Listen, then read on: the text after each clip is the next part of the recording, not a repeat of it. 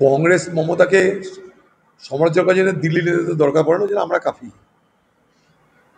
মমতার এসব নাটক দিল্লির সবাই জানে, সারা ভারতবর্ষের লোক জানে। এই ইন্ডিয়া জোট কখনো সে থাকে, কখনো সে থাকে না। নিজের প্রয়োজনে ইন্ডিয়া জোটকে আহ্বান করে, আর নিজের প্রয়োজন ফুরিয়ে গেলে ইন্ডিয়া জোটের বিরোধিতা করে। এ রাহুল গান্ধীরও বিরোধিতা করেছে, সোনিয়া গান্ধীরও বিরোধিতা করেছে, কংগ্রেসের বিরোধিতা করেছে।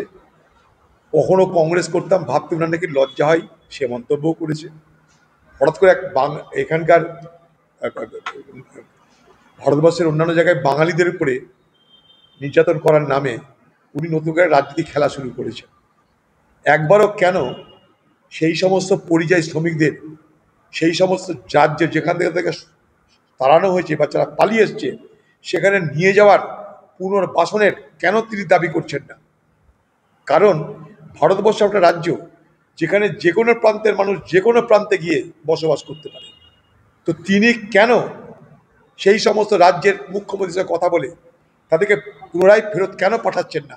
বা যারা ফিরে আসছে তাদের জন্য কর্মসংস্থান, তাদের ক্ষতিপূরণের জন্য কেন তিনি দায়িত্ব নিচ্ছেন না? তিনি রাজনীতি করছেন, মিছিল করছেন, তাদের সঙ্গে দেখা করেছেন একবারও? তাদের সমস্যার কথা শুনেছেন? তাদের সমস্যা সমাধানের চেষ্টা করেছেন? আপনি না কোর্টে গেছেন, না কোনো মন্ত্রীর কাছে গেছেন। কোর্টে যাচ্ছে কে?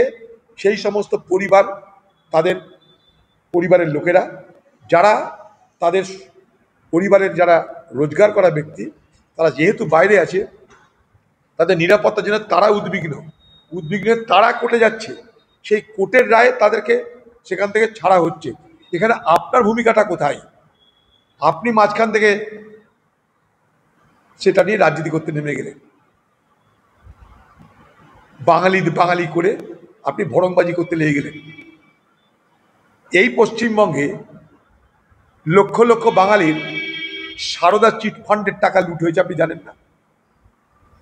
সেই সারদা চিটফান্ডের টাকা নিয়ে আপনি তৃণমূল দল ভোটে লড়েছেন, জানেন না? সেই সারদা চিটফান্ডের টাকায় যারা বঞ্চিত হয়েছে তাদের জন্য কখনো আন্দোলন করেছেন?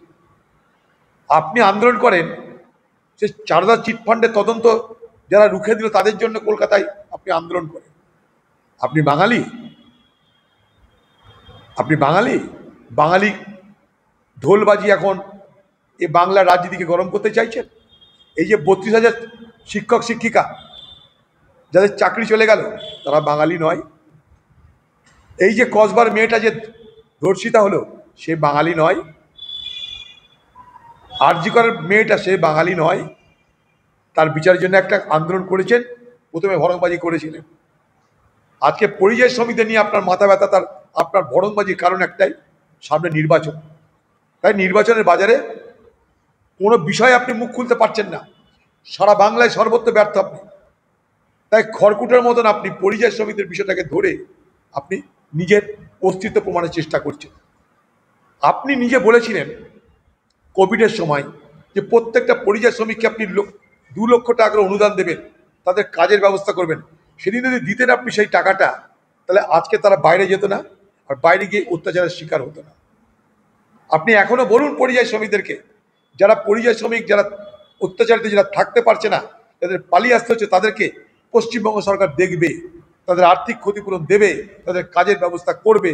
আপনি সেটা প্রতিশ্রুতি দিন, তাদের জন্য উদাহরণস্বরূপ কিছু করে দেখান।